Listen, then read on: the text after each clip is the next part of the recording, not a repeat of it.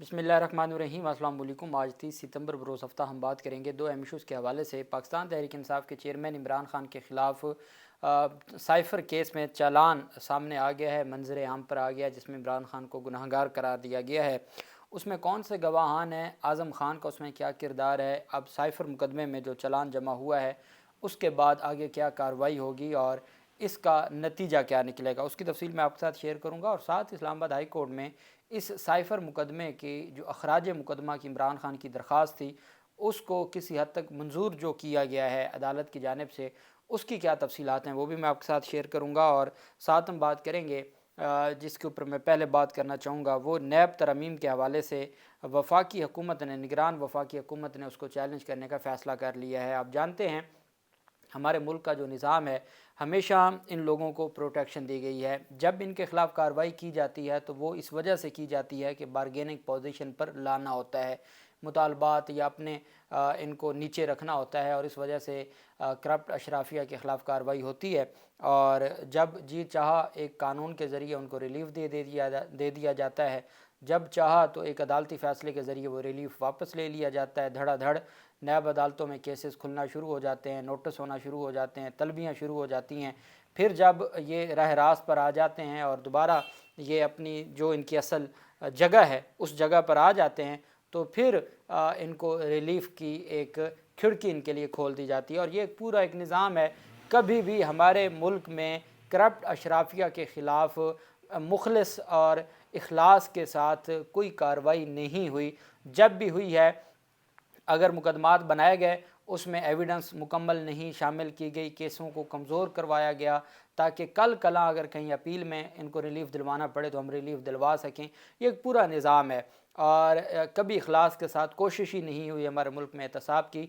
हमारी अदालतें भी हमेशा माजी में आला कार बनती रहीं, और सियासतदान तो हैं ही आला कार, और उनका जो मुकाम है फिर जो अब आप देख लें, पहले भी तो करप्ट माफिया के ख़िलाफ़ कार्रवाइयाँ हुई हैं, लेकिन उनको प्रोटोकॉल भी दिया जाता था, अदालतों में पेश भी होते थे, ज़्यादा वक्त उनका या असम्बलियों में गुजरता था प्रोटेक्शन ऑर्डर पर, या उनका ज़्यादा वक्त गुजरता था हॉस्पिटल्स में। और अब जब वो लोग जो असल मसला हैं और जो अड़ गए हैं, जो डट गए हैं, उनके साथ फिर आप देख लें कैसा सलूक होता है। इमरान रियाज खान की हालत देख के आप अंदाज़ा लगा सकते हैं। और दूसरी जानिब आप पाकिस्तान तहरीक इंसाफ के चेयरमैन इमरान खान के साथ जो कुछ किया जा रहा है, तो ये वो लोग हैं जिनका पता है कि इन्होंने पीछे नहीं हटना, ये डट गए हैं। इनके साथ जो कार्रवाई है वो आप देख लें। और जो करप्ट अशराफिया है जिनको कभी ये रिलीफ दे के छुड़वा देते हैं, कभी उनको दोबारा से पकड़वा लेते हैं, और पकड़े हुए भी हैं तो उनको फिर उनके केसेस भी कमज़ोर बनाए जाते हैं, उनको जेलों में भी पूरा प्रोटोकॉल दिया जाता है, क्योंकि कल इन्होंने ही काम आना होता है, इन्होंने ही वापस उसी तनख्वाह पर नौकरी शुरू करनी होती है। आपने देखा शहबाज शरीफ वापस आए तो उनकी जानिब से बाकायदा तौर पर ऐलान किया गया कि उन्होंने नवाज़ शरीफ को और अपनी जो क़यादत है मुस्लिम लीग नून की जो क़यादत है उनको इस बात पर राज़ी कर लिया है कि वो एहतसाब का जो नारा है वो एहतसाब साबिक जजेस का या साबिक जो अफसरान हैं इदारों के, उनके एहतसाब से पीछे हट गए हैं। अब सिर्फ एहतसाब होगा 9 मई का, चूँकि जिनको 9 मई का एहतसाब सूट करता है तो उन्होंने इनको कहा कि भाई पिछली आप बातें छोड़ दें, उन लोगों का एहतसाब आप नहीं कर सकते, आपकी इतनी औकात नहीं है। एक को रगड़ा लगाया जा रहा है तो आप भी इसमें अपना हिस्सा डालें और आप इस पर बयानियाँ बना लें, जो बयानियाँ इनसे नहीं बनना। वफाकी हुकूमत ने नैब तरमीम केस का जो उमर रज़ा बंदयाल साहब का फ़ैसला है उसको चैलेंज करने का फ़ैसला कर लिया है। उस हुक्म को वजारत कानून ने नैब तरमीम पर जारी सुप्रीम कोर्ट का फ़ैसला नज़रसानी के लिए फ़िट करार दे दिया है। इस वक्त जिनकी हुकूमत है वही चैलेंज कर रहे हैं, हालांकि उनके पास कोई लोकल स्टैंड आए नहीं है। लेकिन जैसा कि मैंने आपको कहा कि इनको गिरफ़्तार करवाना, इनको छुड़वाना, इनको NRO देना, किसी टाइम अदालतों के ज़रिए इनको थोड़ा सा टफ़ टाइम देना, ये सारा एक तरीक़ाकार है और एक उनका अपना एक आप कह सकते हैं कि एक प्लानिंग है। कोई एहतसाब नहीं है, ना हमारी अदालतों के जो फ़ैसले हैं आते हैं वो एहतसाब। अगर तुम रज़ा बंदयाल साहब ने फ़ैसला देना होता तो 1.5 साल गुजरा था, उसमें 1.25 साल तो ये सिर्फ नैब तरमीम का केस चलता रहा। वो उस वक्त दे के गए जब ये सर उठा रहे थे और कोई 90 दिन में इंतखाबात मांग रहा था, कोई एहतसाब मांग रहा था, फिर उनको खामोश करवा दिया। उस खामोशी के बाद अब जब से ये नैब केसेस खुलना शुरू हुए हैं, کب آپ کو بلاول زرداری کی آخری بار اس ہفتے میں سنایا گیا ہو یہ معاملہ کہ وہ 90 دن میں انتخابات مانگ رہے ہیں، یا نواز شریف کا احتساب کا بیانیہ آپ کو نظر آیا ہو؟ انہوں نے بھول گئے، وہ ان کے لیے یہ ایک پورا ایک طریقہ ہے۔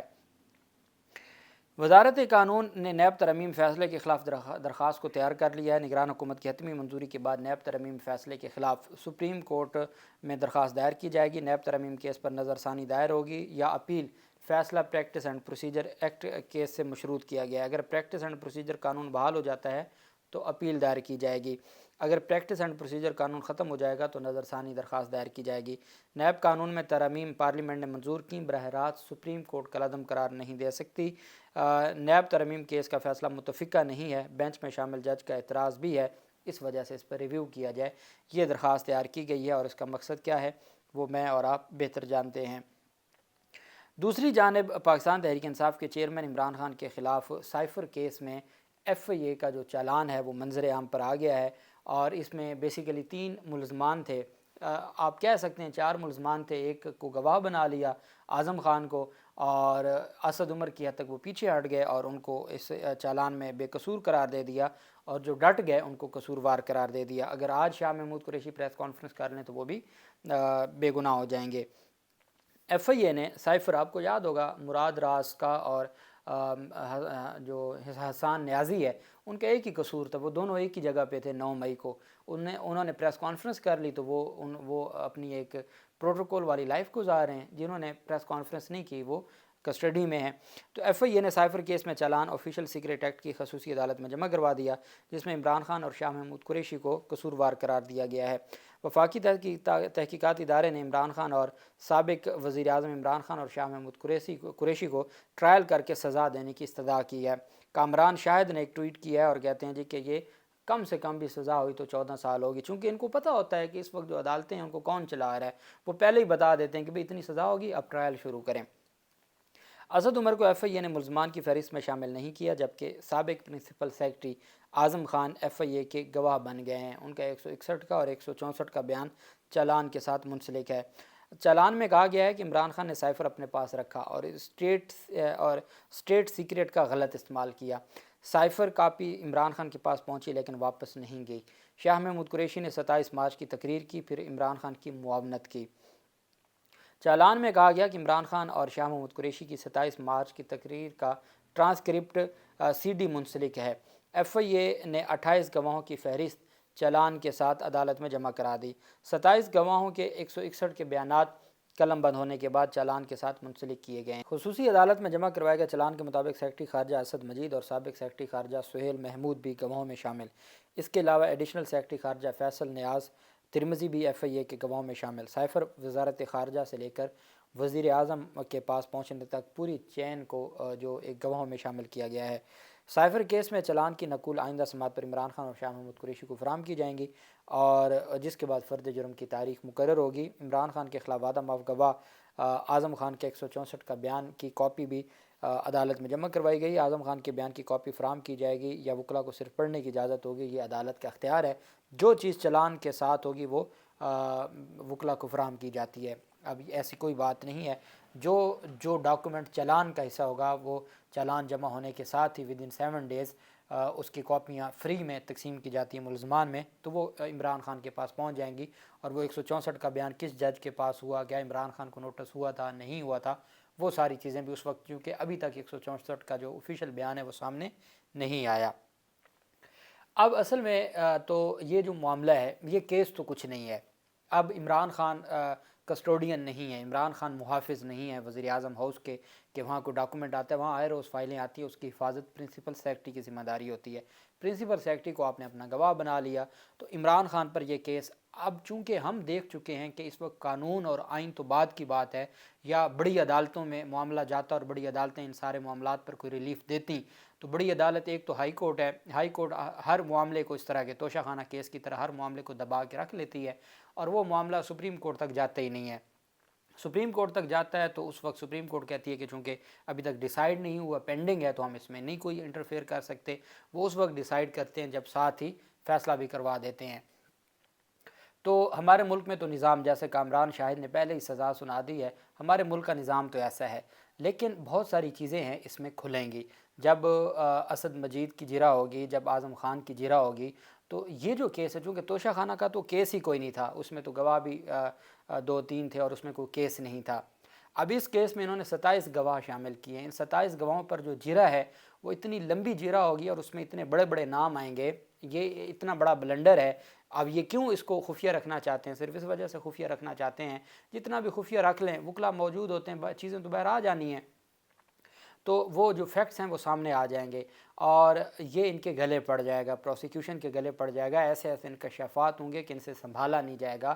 جرح میں وکلا لطیف کھوسہ صاحب وکیل ہوں یا کوئی اور کرمنل لاء کے وکیل ہوں یا سلمان صفدر صاحب اگر جرح کریں تو وہ کئی دن چلے گی اور اس میں بہت سارے انکشافات ہوں گے اور بہت سارے راز کھلیں گے اور بڑے بڑے لوگ، عمران خان تو کہتے یہی تھے کہ اس کے اوپر آپ کروا لیں، تو عمران خان پھر وہ ساری چیزیں اس پر سامنے رکھیں گے کہ کب کس نے دیا، وزارت خارجہ کو دیا گیا، کس کو اشارہ تھا، کس کی طرف اشارہ تھا۔ اب تو انٹرسیپٹ کی اس سٹوری کے بعد ساری چیزیں کھل چکی ہیں، جو کانٹینٹس آف سائفر ہیں وہ سامنے آ چکے ہیں، اور جب تک اثر سائفر عدالت میں نہیں ہوگا تو مقدمہ بن نہیں سکتا، تو وہ سائفر باقاعدہ طور پر اب دیکھنا یہ ہے کہ اس چلان میں سائفر کو اس وقت کا حصہ بنایا گیا یا نہیں بنایا گیا، چونکہ جو اصل چیز جب حصہ نہیں بنائے گی تو ہمارے یہاں قانون میں اس کی ویسے کوئی حیثیت نہیں ہوتی اس چلان کی۔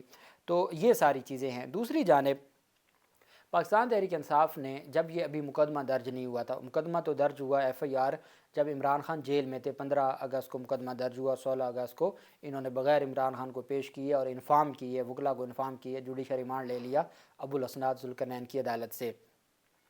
لیکن پاکستان تحریک انصاف پہلے ان نوٹسوں کو چیلنج کر چکی تھی جب یہ سائفر انکوائری شروع ہوئی تھی، وہ اسلام آباد میں پینڈنگ تھی، اس پر سٹے آرڈر دیا نہیں تھا، عامر فاروق صاحب کے پاس تھی، اس میں ایک متفرق درخواست دائر کی گئی تھی پاکستان تحریک انصاف کی جانب، اور یہ متفرق درخواست مقدمہ درج ہونے کے بعد دی گئی تھی کہ ہماری جو پہلے نوٹسوں کو چیلنج کرنے کی درخواست تھی اسی کو اخراج مقدمہ کی درخواست بنا دیا جائے، کویشمنٹ بنا دیا جائے۔ اس پر ایک دن پہلے جمعرات کو سماعت ہوئی تھی اور عدالت نے اس کو منظور کر لیا، پاکستان تحریک انصاف کی اس درخواست کو منظور کر لیا اور جو پہلے سے پینڈنگ درخواست تھی اسی کو کنورٹ کر دیا، منتقل کر دیا کویشمنٹ میں 561A CRPC کے تحت۔ اب یہ سارا پروسیس ہو گیا، اب جو کویشمنٹ کی درخواست ہے اس پر چونکہ نوٹس نہیں ہوا تو وہ سوموار والے دن اس کے اوپر سماعت ہوگی اخراج مقدمہ کی۔ ہمارا قانون یہ کہتا ہے کہ جب چالان جمع ہو جائے اس کے بعد جو اخراج مقدمہ کی درخواست ہوتی ہے وہ انفرکچیس ہو جاتی ہے، لیکن ہم نے دیکھا کہ چالان جمع ہو گیا تھا مونس الہی اور پرویز الہی کے خلاف FIA نے حمزہ شہباز دور میں، تو اس کو لاہور ہائی کورٹ نے چالان جمع ہونے کے باوجود FIR کو خارج کر دیا تھا۔ تو عدالتوں کے پاس اختیارات تو سارے ہیں، ابھی تک آفیشیل چالان جمع بھی نہیں ہوا، اب دیکھنا یہ ہے کہ کیا ان کو موقع دیا جائے گا کہ وہ چالان جمع کروا دیں، اور چونکہ جب اس طرح کا معاملہ ہو جائے تو عدالتیں کہتی ہیں کہ جی، اور اسی وجہ سے ضمانت کو بھی پینڈنگ رکھا گیا تھا اور ضمانت پر سوموار والے دن سماعت ہے، تو ضمانت میں بھی یہ کہا جا سکتا ہے کہ جب چالان جمع ہو جائے تو کہا جاتا ہے کہ چلیں ہم ٹرائل کورٹ کو ڈائریکشن دے دیتے ہیں کہ وہ جلد آپ کا کیس ڈیسائیڈ کر دے اور اب آپ جا کے ٹرائل کو فیس کریں، اور ضمانت کی درخواست عدالت اگر تو ایسے مسترد کرتی ہے، چونکہ پاکستان تحریک انصاف کی کوشش ہوگی کہ اس کو ہر صورت ڈیسائیڈ کروائیں اور سپریم کورٹ جانے والے بنیں، اور درخواست کو بھی ڈیسائیڈ کروانے کی کوشش ہوگی، دوسری طرف کوشش ہوگی کہ یہ پینڈنگ رہے اور اتنے میں فرض جرم بھی عائد ہو جائے اور سارے معاملات بھی چل جائیں۔ اور اب میرے خیال میں جب تک لطیف کھوسہ صاحب کو اس کیس میں ان کے ہاتھ میں نہیں دیں گے اور تو تب تک چیزیں سلمان صفدر صاحب سے نہیں سنبھالی جانی، یہ میری ایک اوپینین ہے بڑی مؤدبانہ۔ اللہ پاک پاکستان کا حامی و ناصر ہو۔ بہت شکریہ۔ اللہ حافظ۔ پاکستان زندہ باد۔